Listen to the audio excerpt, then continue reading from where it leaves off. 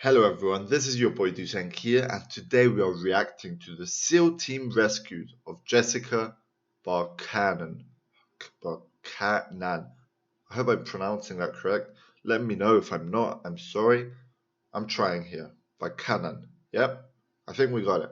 So, as I can tell from the title, this is a SEAL team that rescues Jessica from I don't know where, how this happened. We'll have to see to find out, I guess.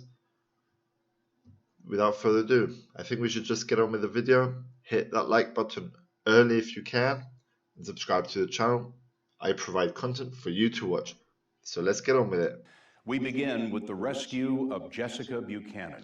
It is the story of a secret mission by SEAL Team 6 that few people had heard about until we first reported the story last year. On a January night in 2012, members of SEAL Team 6 jumped from a plane into the skies of Somalia. Jessica Buchanan was being held hostage, and the SEALs were descending just in time. Buchanan was a humanitarian aid worker who had come to help children in one of the most dangerous places on earth. Hers was an ordeal that ended in a flash of violence, but had begun 93 days earlier when her car was stopped by bandits in a place she calls hell. We stopped very abruptly, like so abruptly that I felt like everybody just...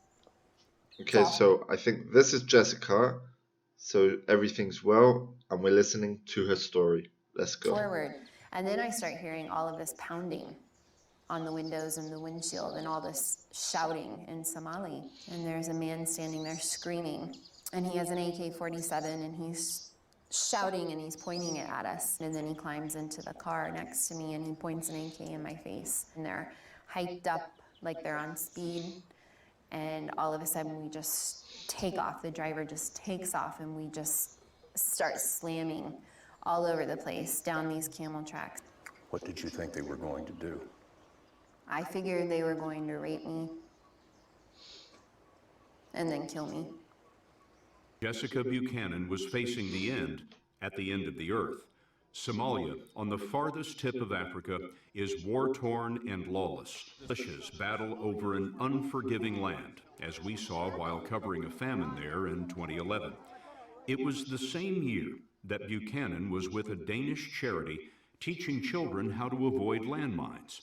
On October 25th, her car was hijacked. Okay, this is it. Like, I'm bracing myself to be shot in the back of the head. And I think that there's mercy in the fact that maybe they're not going to rape me first, but that it's just going to be quick. And I'm waiting, and I'm waiting. And then all of a sudden somebody shouts from behind us, "Sleep." And I'm thinking, oh my God, I didn't hear that correctly, did I? He just said sleep. She collapsed, slept through the night, and the next morning was met by the man who led the bandits. And we ask him, "Are you going to kill us? Is that why we're here?"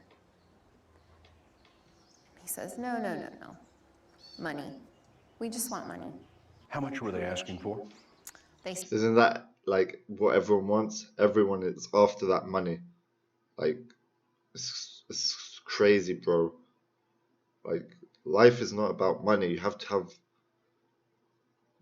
It's not just all about money, bro. You have to have love for your family, respect for what you have, you know? Started out at $45 million. They thought you were pretty valuable. I guess so. The bandits used her cell phone to call her husband, Eric Landemam. The two had married on an African beach 2 years before. But his number and the numbers of Buchanan's family had all been disconnected. It was part of the charity's emergency plan. The one number that worked was her Nairobi office with a hostage negotiator standing by. And so began months of talks. Where did they keep you? Day in, day out? Under trees and outside. You were outdoors for 93 days? Wow. Yep. And in the night, they forced us to sleep out in the open. You and Paul came up with nicknames for a lot of the people who were keeping you. That's one of the ways you kept yourself occupied. We did. The 10-year-old boy? Crack baby, because he was cracked out all the time. He was chewing cot and he had 2 black holes for eyes. There was nothing inside. This is one of the camps where she was held. The bandits hit her, pointed their guns at her, and put a knife to her throat. But it was exposure that took a toll. She lost 25 pounds. Oh, in the After middle 3 of the weeks, the desert. bandits made a video to prove that she was alive. Have you seen the video? I have. Paul and myself, Jessica, we are safe and we are alive. I can tell I'm starting to lose hope at that point. But hope would have to last for 2 more months. As the many weeks went by, did you think the American government's watching me, they know where I am, and somebody's going to get me out of here? No, Why? because I'm just an aid worker. You didn't imagine that the President of the United States knew your name. Never. Never in a million years. After 3 months in the desert, Buchanan had a serious urinary tract infection. And in a final call to the hostage negotiator, she said this. I'd become so ill that I couldn't stand up, I couldn't walk, so I was in so much pain. And I said, I think I have a kidney infection. And I started to cry and I said, I'm afraid I'm going to die out here. When that call was received here in Nairobi, it set off a chain of events that led all the way to the Oval Office. The FBI and the military consulted doctors who said that if Jessica had a kidney infection, she might have just 2 weeks to live. That was transmitted to the president, who was also informed that in just a few days, there would be a new moon, perfect darkness for a SEAL team rescue. Jessica Buchanan had chosen a star in the Somali sky to represent her mother, who had passed away a year before. She spoke to it every night, and with no moon, it was especially bright on January 25th. What did you say that night? Please tell God that I need some help. We need to get out of here. You couldn't have known that that prayer would be answered that night. I had no idea. She was on a mat trying to sleep when she heard a faint scratching noise. One of the bandits she nicknamed Helper heard it too. And I see this look of just sheer terror on Helper's face. And then all of a sudden, it's just this eruption of gunfire. And I think, Someone came okay, to save this us. is it. This really is truly the end. And I cover up with my blanket again, and I just start saying, oh God, oh God, oh God. And I just remember thinking, or maybe I'm saying out loud, like, I cannot survive this. She thought she was being taken by a rival group, maybe Al-Shabaab, Islamic extremists who would surely kill her. And then all of a sudden, I feel all these hands on me, roughly grabbing at me. And I try to protect myself. And I pull the blanket closer on top of me, and then I hear my name. But it's not a Somali accent, it's an American accent. That's good news. And I can't compute, like I can't understand that somebody with an American accent knows my name. And they say, Jessica, we're with the American military. We're here to take you home, and you're safe. Probably at that moment, like, she couldn't believe it, like, she's been there for how long? 93 days, I think they said. That is a long time. That is a big amount of time. So, like, outside in the desert, that is crazy.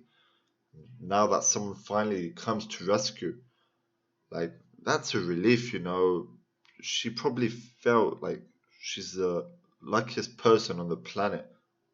Like, praying to God, sending messages, and they noticed her. I'm not sure how, but they noticed her. Let's see how this turns out. I pull the blanket down from my face, and all I see is black masks, black sky, and all I can say over and over is, "You're American. Is You're it a trap? American. I don't understand. You're Americans." Thinking, how did you get here? And I'm still alive. And they ask me where my shoes are, and I don't know. And one of them picks me up and starts running. He runs for several minutes and puts me down on the ground. And then they identify themselves, and that they knew I was very sick. And they have medicine, and they have water, they have food, and they've come to take me home. At one point, I think they thought they heard something, or I don't know, this group of men who's risked their life for me already asks me to lie down on the ground because they're concerned that there might be someone out there, and then they make a circle around me, and then they lie down on top of me to protect me. And we lay like that until the helicopters come in. When all of those SEALs laid down on top of you, you were the most important thing in the world to them. It's really hard to comprehend. They were going to take a bullet for you. Mm-hmm. Wow. And they're so kind, and they're so gentle, and they are trying to assist me to get to the helicopter. But I think I've been out here for months. I can run to this helicopter myself, and so I just break away, and I just take off running through the scrub, through the bush, and I throw myself onto that helicopter and push myself up against the wall. And I don't start breathing until we actually lift up off the ground. And they hand me an American flag that's folded. What did you think of that? I just started to cry. At that point in time, I have never in my life been so proud and so very happy to be an American. The SEALs left on other helicopters. She didn't see their faces, didn't hear their names. They appeared, and they were gone. The only thing left in the camp were 9 dead bandits. Wow, that was a very interesting story. I really Ever in my life. put my mind focusing on what was actually happening here, but that really got to me. That was an incredible story. I, I'm glad that she was saved. Like, out of nowhere, the Americans found her and saved her. That is just like her, Jessica. They didn't even know who she was.